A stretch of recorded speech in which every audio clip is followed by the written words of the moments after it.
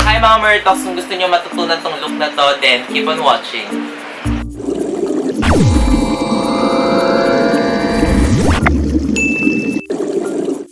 So as you can see, nag-start na ako maglagay ng base makeup and ng eyebrow. So ang next naman is, gagawin ko yung dripping dito.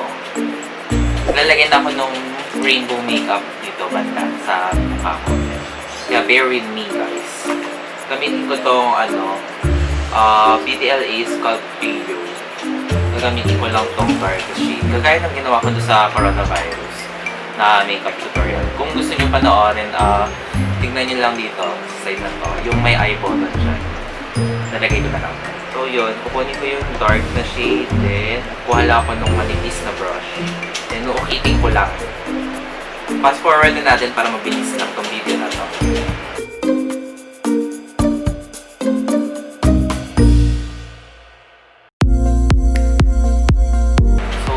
Naguhitan ko na yung nalagyan ko ng drip. So, mag-isip ako kung paano ko ilalagay yung colors. So, ito red, orange, yellow, green, light blue, dark blue, violet, and pink.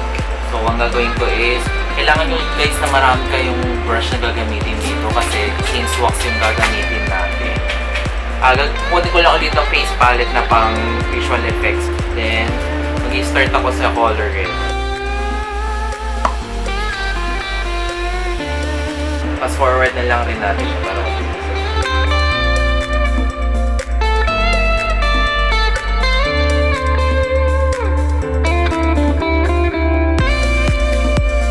lalagay na rin ako doon sa may tenga na po.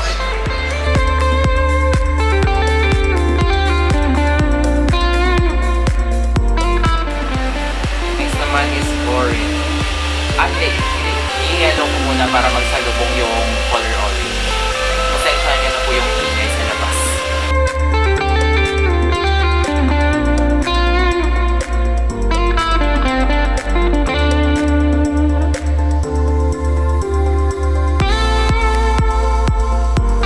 Then next ko naman is color orange.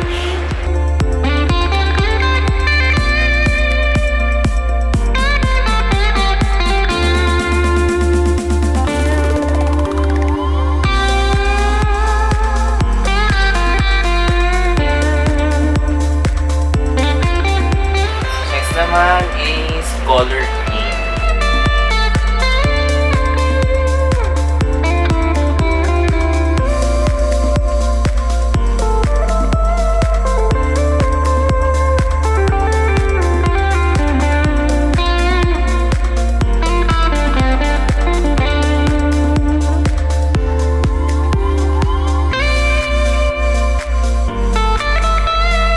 Color blue naman, oh my god.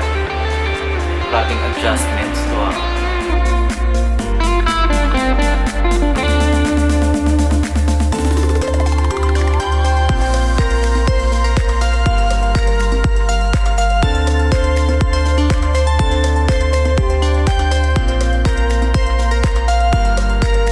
Anong next?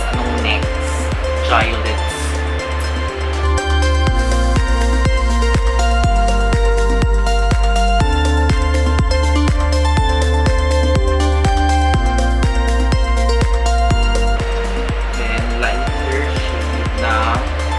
Violet, then purple. Purple na type.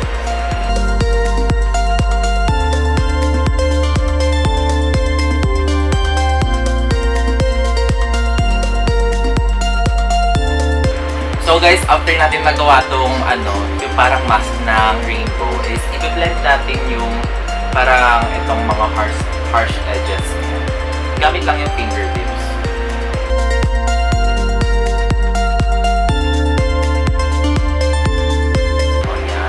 Para maganda yung transition niya.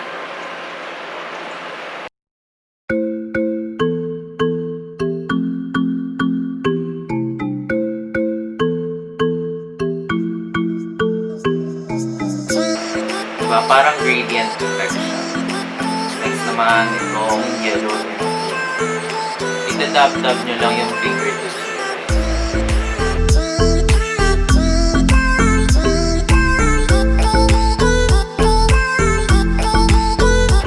mang blue and green. Ang dali lang siyang gawin, guys.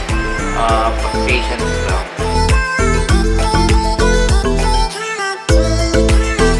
Pag kunwari yung ganyan, nagpapatchy siya. Dagdagan nyo lang. Kagaya nitong green, mamaya dagdagan ko. Huwag masyadong maliin yung pagpatch. Diba? Tapos na tayo. So, after natin malagay ng pigment dito sa my face natin, gamit tayo nitong Johnson's Baby Powder para iset to. Para makatipid na rin kayo, guys. Kasi kung translucent powder gagamitin nyo, ganun din naman yung parang performance niya. Then, kuha lang ako ng brush.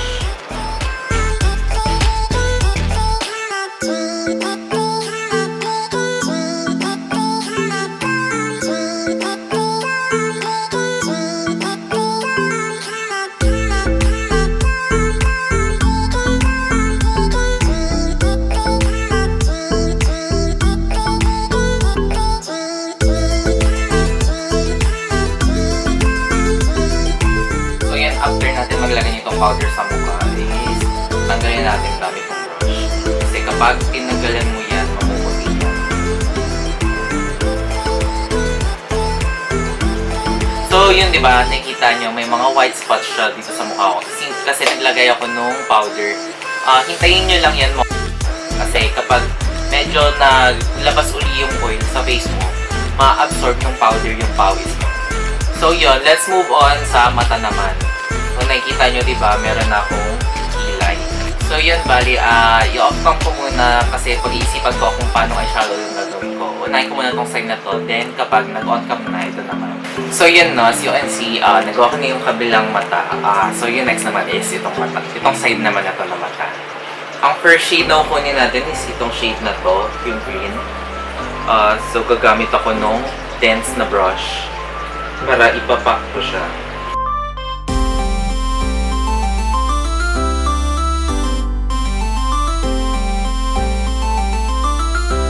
Ipapak ko muna siya dito sa outer edge ng mata ko. Then yung matitira sa brush ay yung ipang-sweep ko sa bandang crease.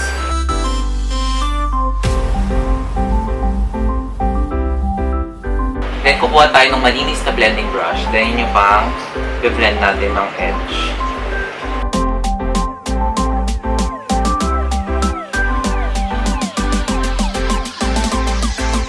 Then, kuha tayo ng flat brush or yung concealer brush. Then, kunin natin itong shade na to, yung color blue. Then, kuha lang tayo ng setting spray or kahit water lang, pwede yun. Kahit tubig lang, pwede. Then, mag-spray tayo ng dalawa. Iwas-iwas lang natin. Tapos yun, ilalagay natin sa mata.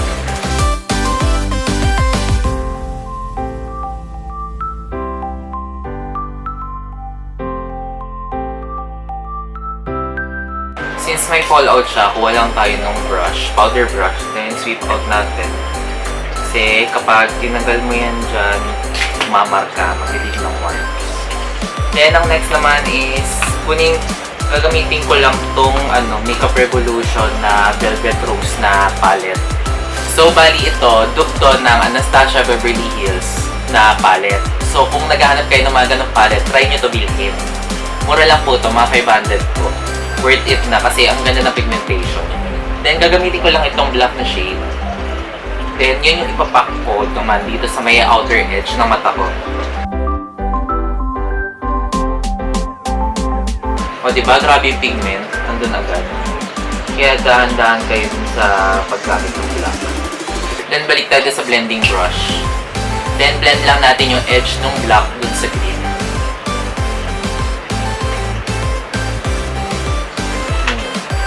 Gamitin ko lang tong flat top na brush. Flat na brush, not flat din yung top. Then kunin ko lang tong shade na to. Parang brick siya. Brick na shade.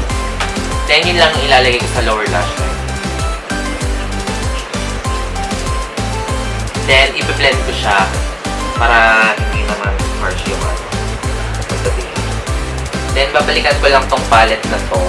Then gagamitin ko tong shade na to para sa inner corner ng mata.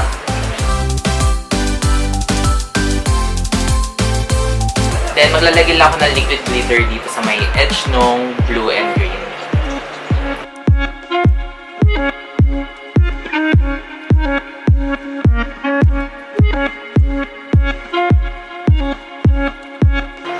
natin mapatuyo yung liquid glitter. Gamit naman ako nito ngayon ng Careline Graph Ink Liner. Sana di ma-mess up. Walang hingahan.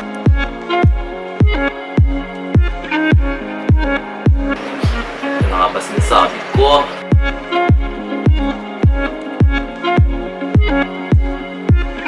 Yan. So, hindi siya na-mess up. Hindi kagaya nito. Natakpan lang yung natakpan lang ng lashes yung side kaya hindi siya mukhang nasira. So, then next, maglalagay lang ako off-cam ng eyelashes. Then, I'll be back. So, yun guys. Natapos ko na yun sa mata. Then, babalikan ko naman itong sa mask naman. Lalagyan na siya ng drip. Kunin mo lang yung foundation na ginamit mo. Then, yun yung ipang-drip mo. Lang gaganon mo. So, sa akin is ganito yung gagawin ko.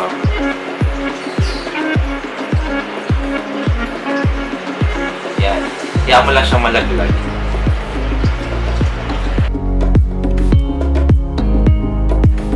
Then, kuha ka lang ng brush.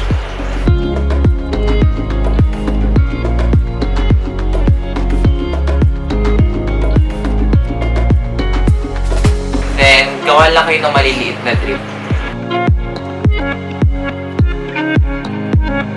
Pag i-blend siya, kunin mo lang ito tapos itap mo lang sa likod ito. Then, blend mo ito na ganun. Tap lang. So yun, since namatay yung camera kasi nawalan ng memory and nag-overheat siya. So ito yung ginawa ko. Yan, same lang din nandito. Then, binlend ko yung edges nung parang sa ng clip para mag-blend siya dun sa may upper part. Then, kunin ko lang ulit itong powder na gamit ko kanina dito sa may color ng face. Then, parang i-bake ko siya.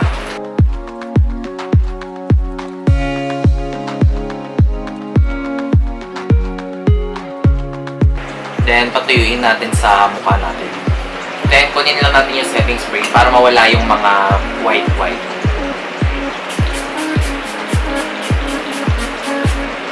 Then, patuyuin lang natin guys yung setting spray. Balik na lang ako dun sa may mga pigments kanina.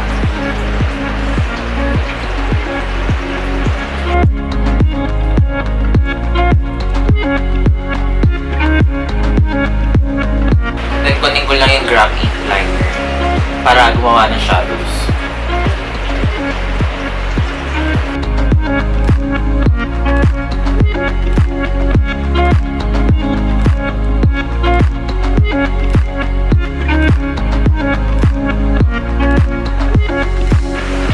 Yun! O diba? Buti nagbibigyan ko siya ng justice. Alam ko feel lang sobra. Kaso nga lang, ito naman yung mga puti-puti yung problema ko ngayon. Yan pa na naman, Kirby. Then, kukunin ko lang uli yung Makeup Revolution na Velvet Rose. Then, gagamitin ko uli yung black na shade para panggawa ng mga shadows. Stressed!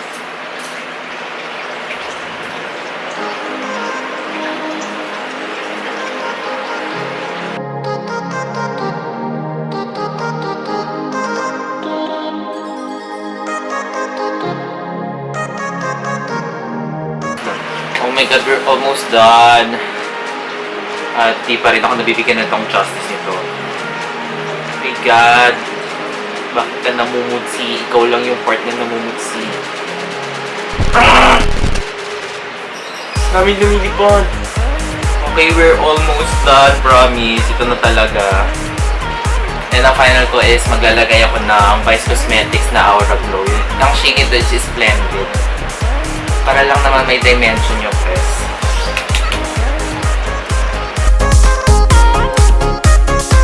So, ayusin ko lang yung final look ko. I-fix ko lang din yung hair ko. Then, kusin na tayo. And this is the final look.